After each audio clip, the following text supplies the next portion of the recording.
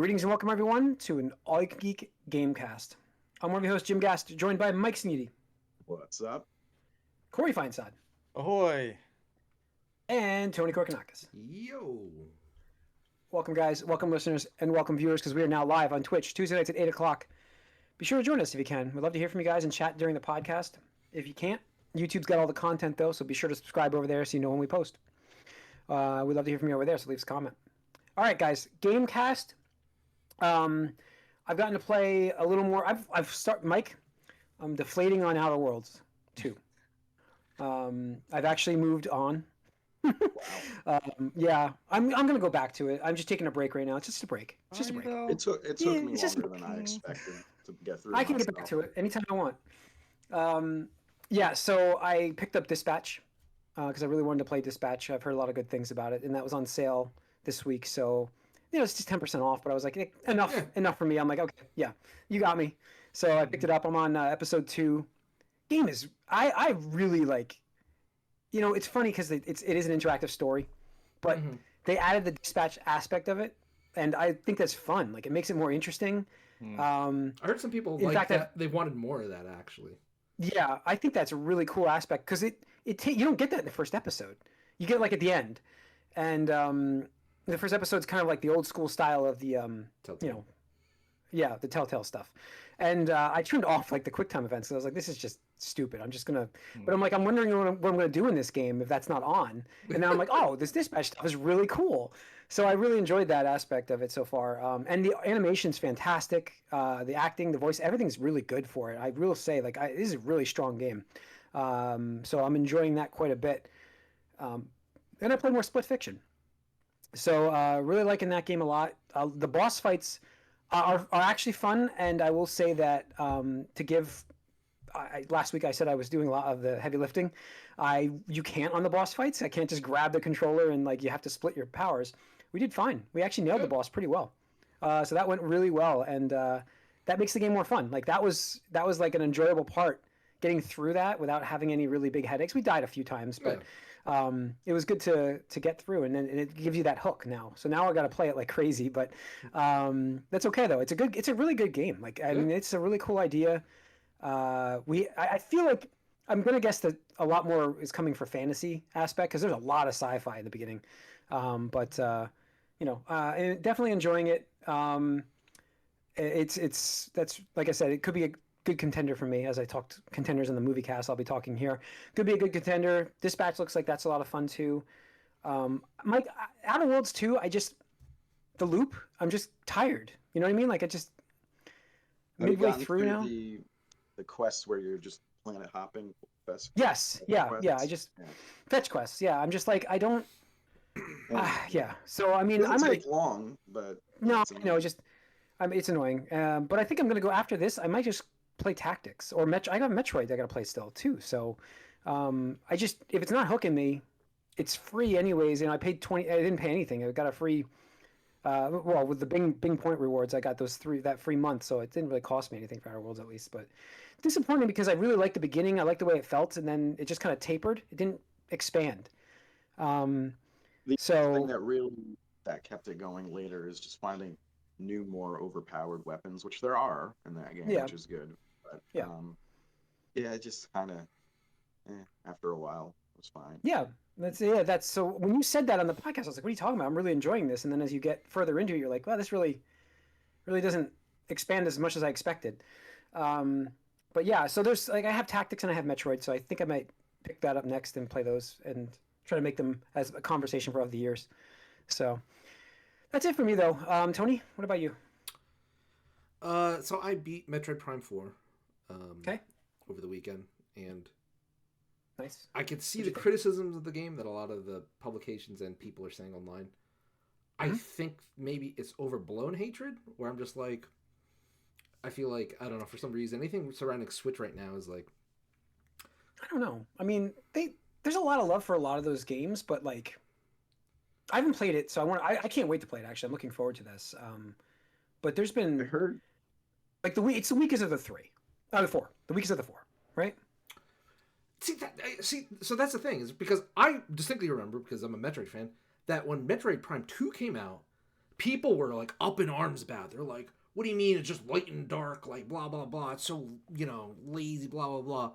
And then Metroid Prime 3 came out and tried to change it up a little bit, and then all of a sudden Metroid Prime 2 was like, oh, you know, actually Metroid Prime 2 was pretty good. And I was like, what? No. What? Like, it just, so to me, this just feels like the newest idea. Part. Yeah. Where now I'm seeing people be like, actually Metroid Prime 3 was pretty good. And I'm just like, this is a fucking cycle, man. Like time is a circle here. Like, that's where we're at.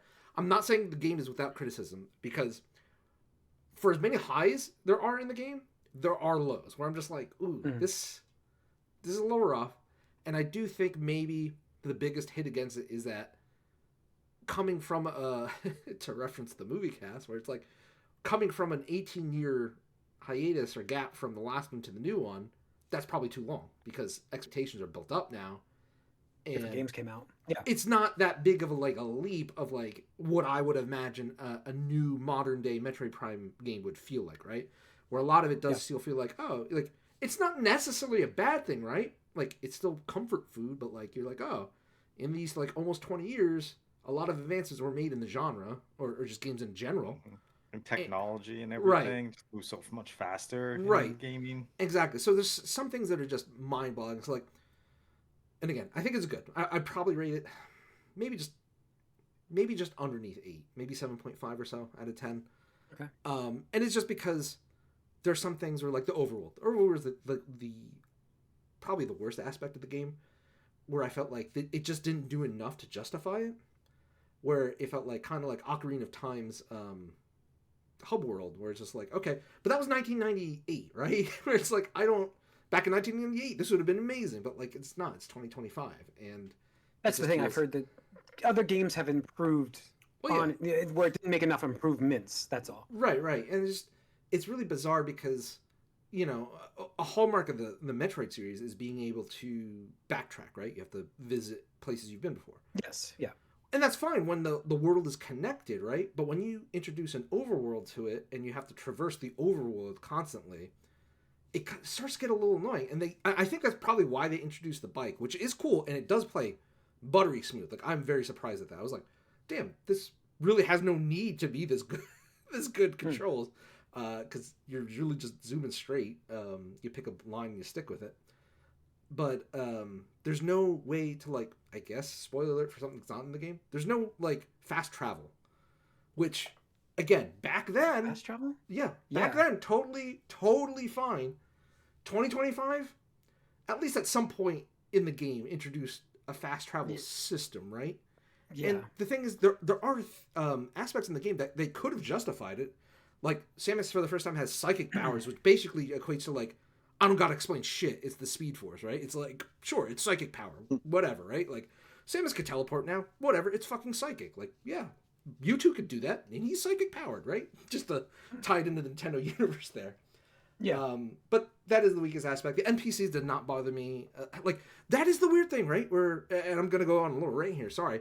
But almost all the really hard... Because I try to read the good, like, the best reviews, and like the highest rated reviews, and the lowest rated reviews. And the lowest rated reviews just kept harping on about the NPCs consistently. I'm just like, they're not really in the game that much to justify, like, the hatred they got, in my opinion, right?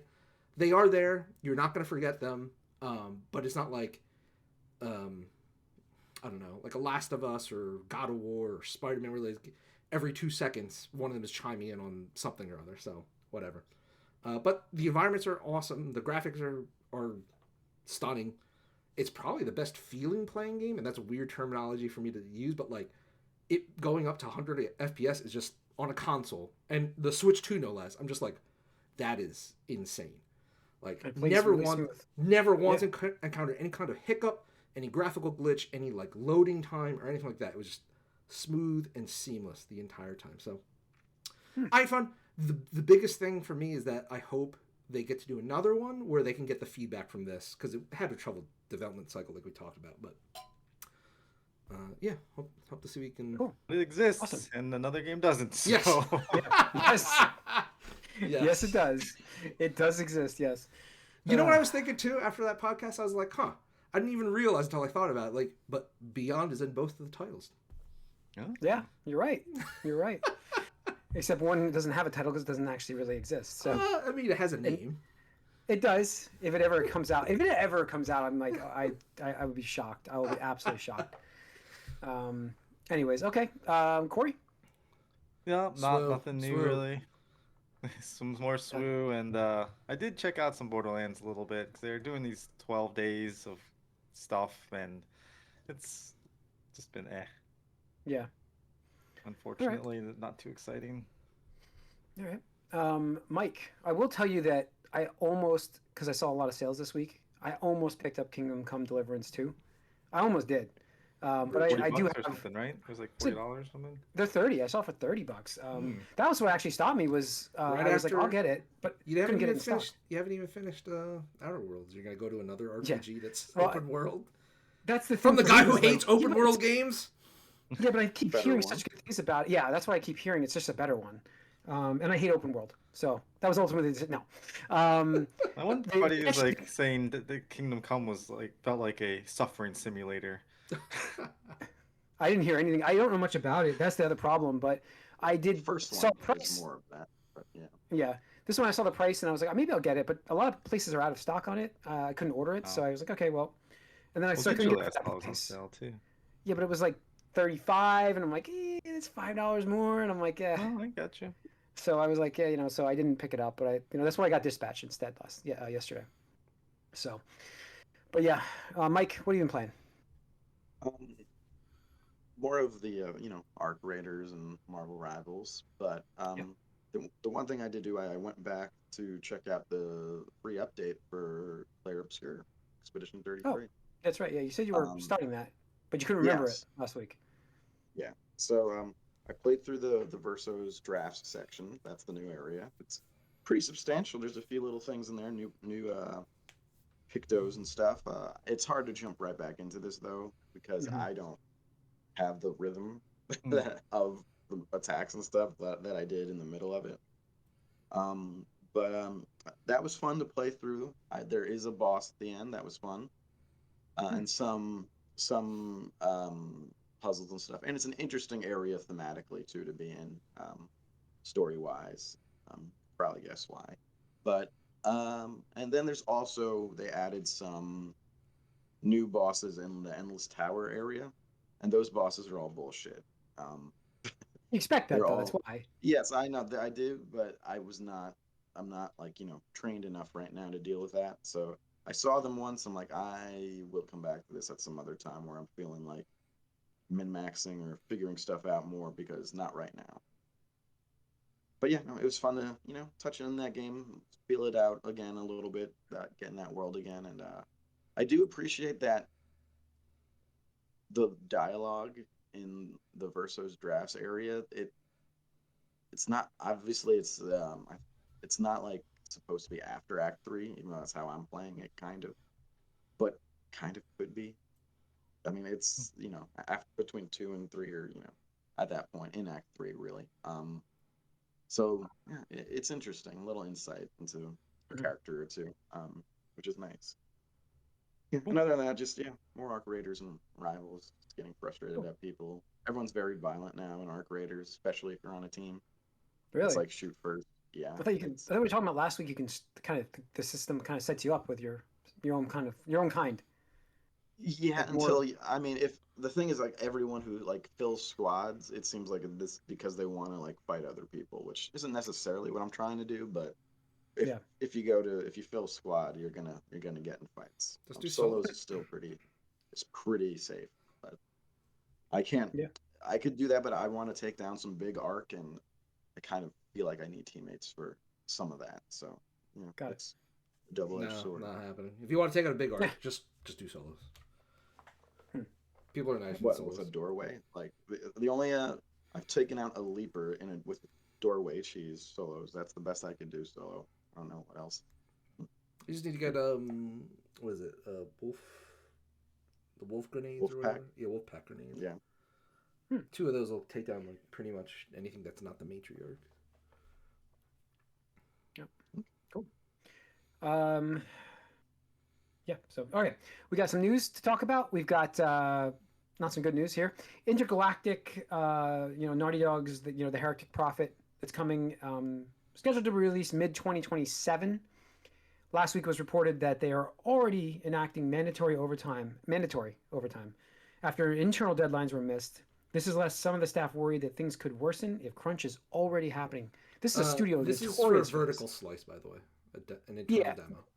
Yeah, this is for them, yes. But that's what I'm saying. They're worried about the fact that this could actually build into the actual I'm just giving the context that they're not crunching a year and a half in advance.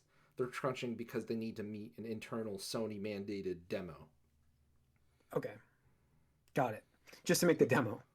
Hopefully. I mean, it's internal demo, not like public demo or anything like that. This is like you need to show Sony execs, hey, this is what we're working on. This is what it looks like right now, which is not uncommon. That's a common thing to do, but like to crunch on an internal demo, it's like that's bad. Was it Jason Schreier that had this one? Yes, Jason Schreier posted this, which again, might as well take it for literal truth. Thus far.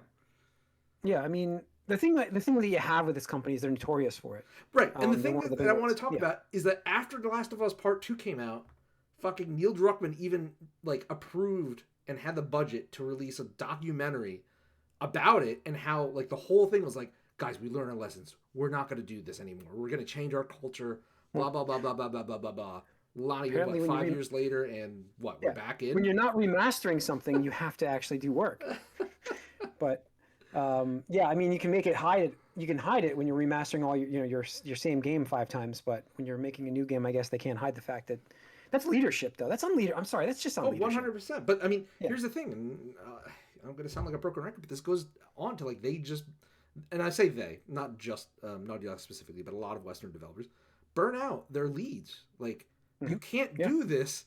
You can't make AAA games on a reasonable time frame if you have to churn through leads, if you're still hiring leads, if leads are leaving mid-development. Like that hurts so much. Yeah, absolutely. Like you could have probably I don't know, I'm assuming a dozen juniors, and it's like, well, I'd rather have one lead than or senior. I mean, the experience is gained by doing, and and then you burn people out, and then you're putting someone in that position that hasn't had the experience, hasn't had the hands-on knowledge of what it takes, and they're just kind of figuring it out. That's where you have mismanagement. That's where you have delays, and you have to redo things, and time goes by, and you're just constantly building more and more delays, and it's just and and crunch is what burned out like Amy Hennig, right? And Amy Hennig, the other guy, even his partner, Bruce Daly. Amy Hennig kind of got pushed out.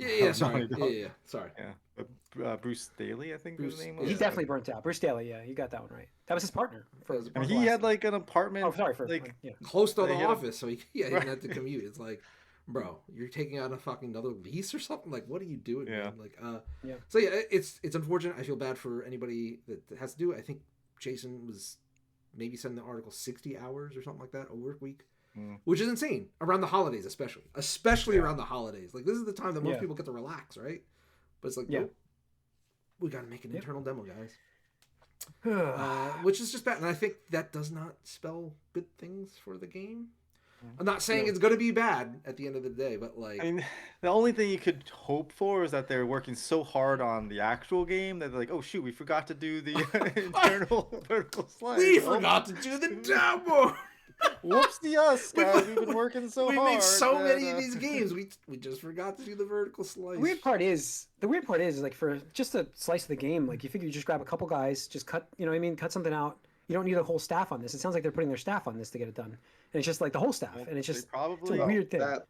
That leads me to believe that their window of mid-2027 seems unrealistic. Yeah, I think so too. If they're crunching this far in advance for an internal demo.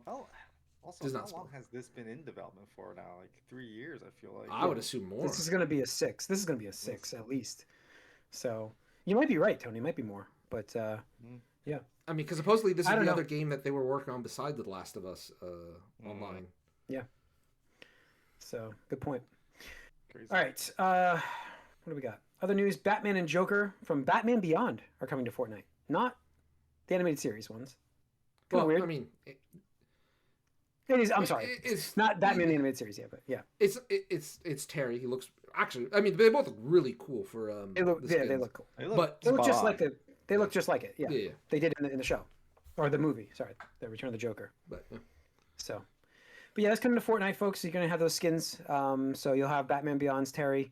and the Return of the Joker movie that came out, which was a good movie. So, but it's weird. I don't know. Anyway, not the iconic, but they're good though. We didn't talk about Scarlett Johansson getting cast in the Batman 2.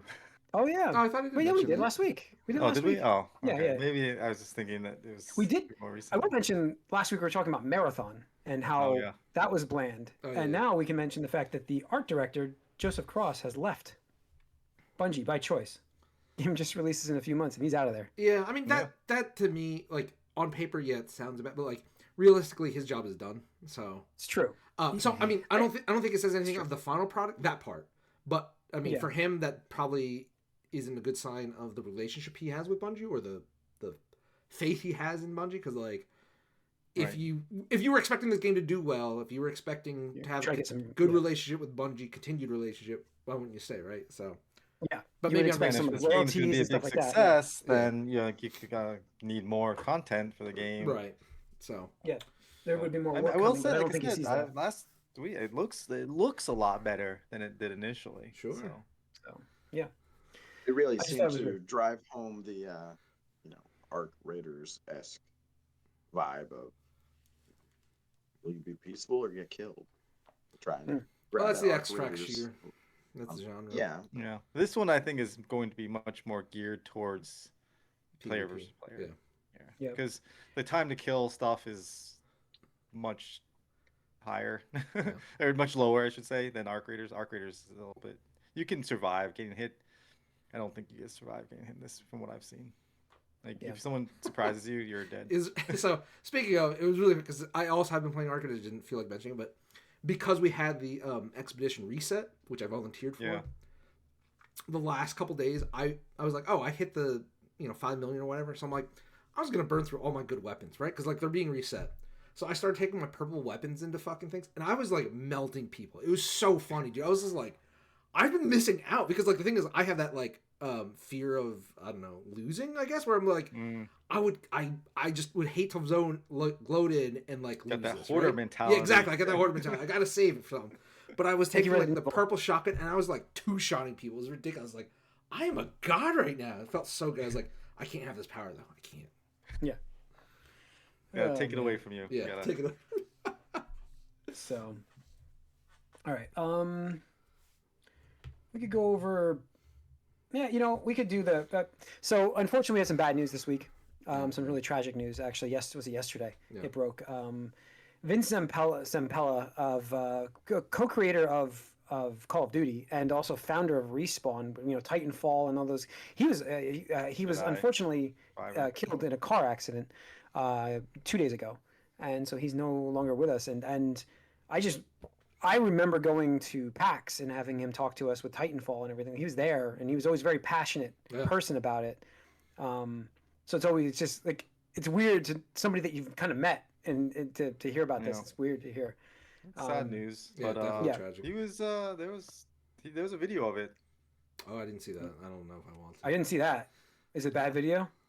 I mean, he was basically racing his car. 26 Ferrari, just like lost control, and he had a passenger in the car too. So. Oh no! I did not read more about this.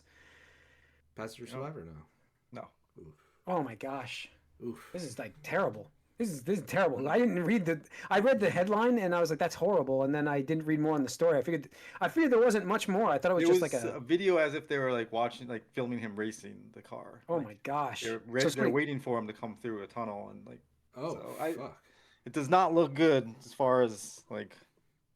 Optics. The video stuff, because it wasn't just like, it just so happened to get like the traffic cameras. No, there people are with cameras waiting for him to come. Yeah. Through. I was like, ooh, this is not look good. That's not good. And I mean, not to say like it's a good thing that comes out of this, but it was just a single car accident, so he did not. It wasn't something that. Unfortunately, he had a passenger too, though. Yeah. So but there was a passenger. Ugh.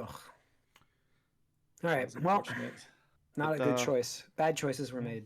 But like they did Respawn just come out like reveal their high guard or something. Yeah. That did not look good either. So I don't know. No, that did not. We were talking about that last week, I believe. So yeah. let's talk NPD now, though. Let's move on to NPD. NPD. So when NPD came out, what's NPD? Well, what is it called now? Whatever it's called now. The old man Jim. I'm always gonna call it NPD. I don't care. It's like I'll call it Twitter. It's always gonna be Twitter. So Circana came out with numbers about the systems, hardware. November. And we had some numbers November numbers. We had some software numbers, which we'll go over in a second. But the hardware numbers are where I want to start because that was not good. Down. What was the percentage we were down here? Read the tweets, man. Monthly hardware spending dropped by 27% compared to a year ago, to 695 million. This is for November. This is for Black Friday, folks.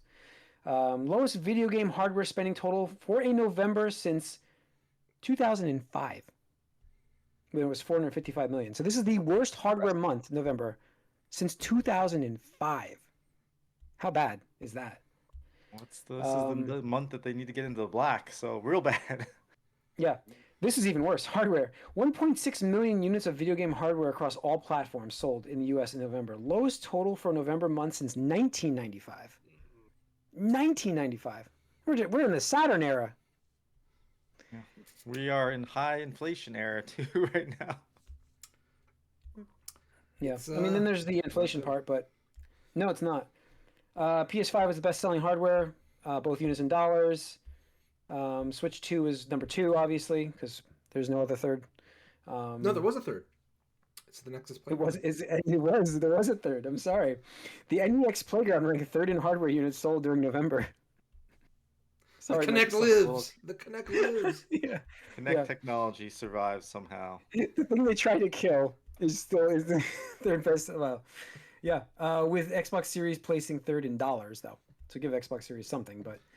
Yeah, so that's a terrible. $600 minimum. I mean, it's got inflated. Yeah, I mean, only going up. Yeah.